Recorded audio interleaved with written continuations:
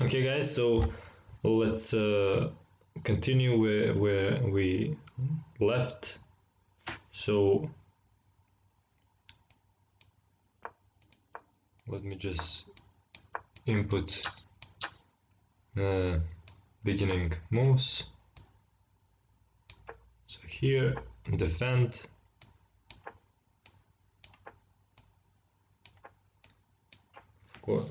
bishop, queen b3, and now queen c8, protect the pawn.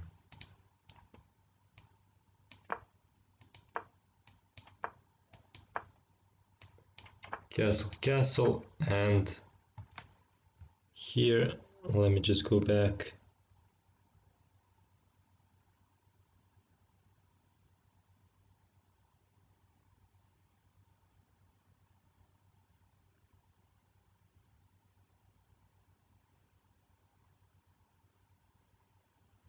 So yeah, knight e5. And we have seen what happens if black goes bishop h5, and I think more commonly black is going to take that knight, after which we take with a pawn, and see this pawn is going to restrict black forces and gain a lot of space overall in the center. Knight d7, and now queen c2, going after that pawn.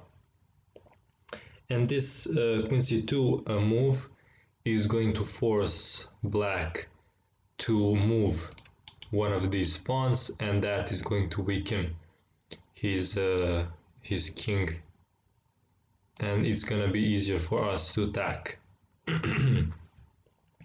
So let's see what happens. h6,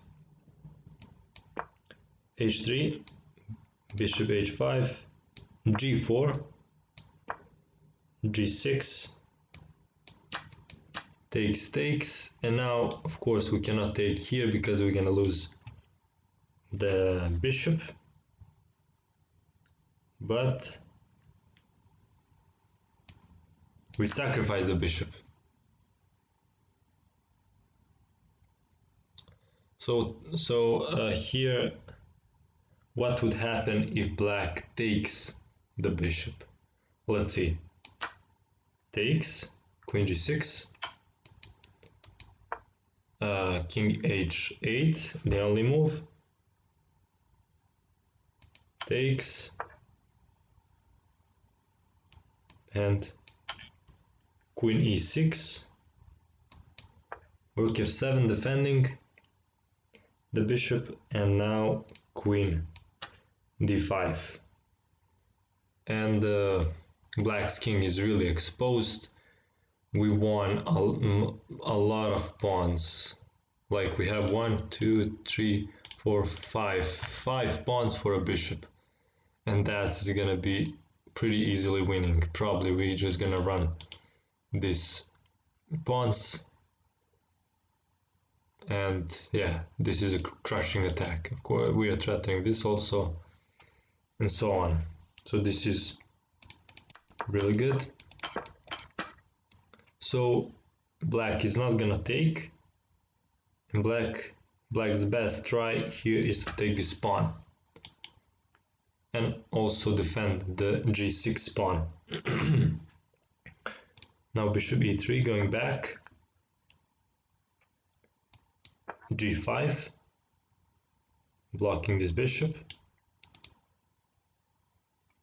rook a to e1, knight c6, king g2. So king g2 probably to support this knight on f3. We'll see. King g2, e5, and yes, knight f3, e4, knight d4. And if we take this pawn, then we're gonna lose after knight e5. I mean, we're not gonna lose, but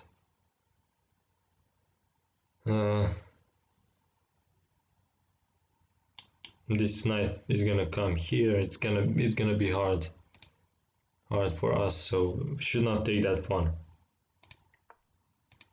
Instead, we go here, knight goes to e5, and we go f3.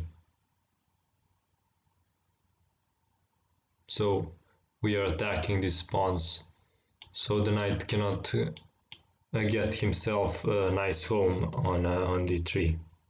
And if we took here, the difference is if we took here, then he can go here, and we cannot go f3 because he's gonna take here, and we're gonna lose the game.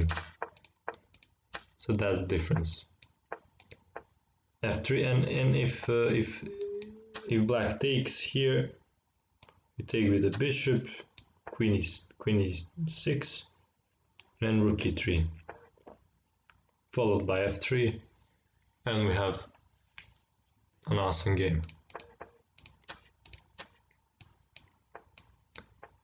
f3, continuing with this variation, and actually this is the end of the variation, and it's saying that white is slightly better because of his superior pawn structure. And the game may continue if takes. We of course take.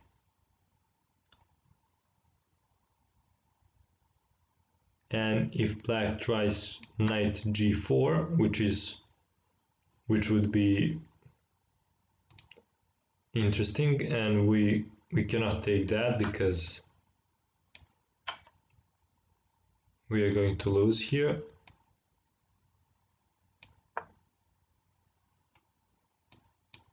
And so on. We can play bishop d4.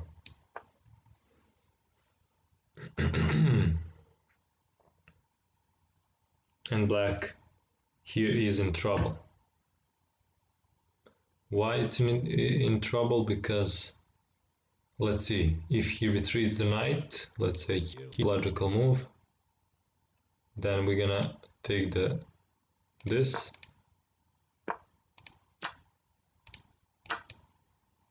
So basically two pieces are hanging, so black is indeed in trouble.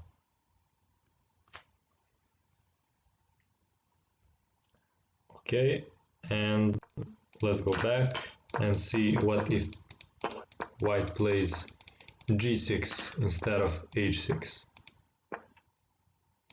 So g6, again h3, bishop f5, takes, and g takes. So this is better move than taking with this.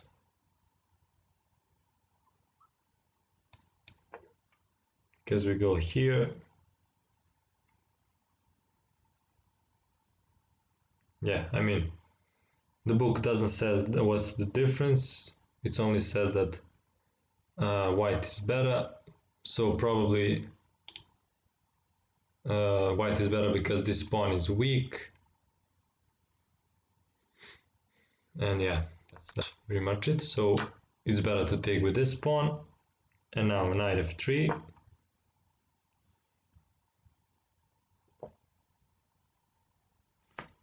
And here it says that white enjoys a small advantage. Black's kingside pawn structure is damaged. So I guess that would be it. Let's not overextend for this video. And next we gonna show what happens after black defends this pawn differently, and that is with queen d7. Stay tuned, like and subscribe. See you in the next video.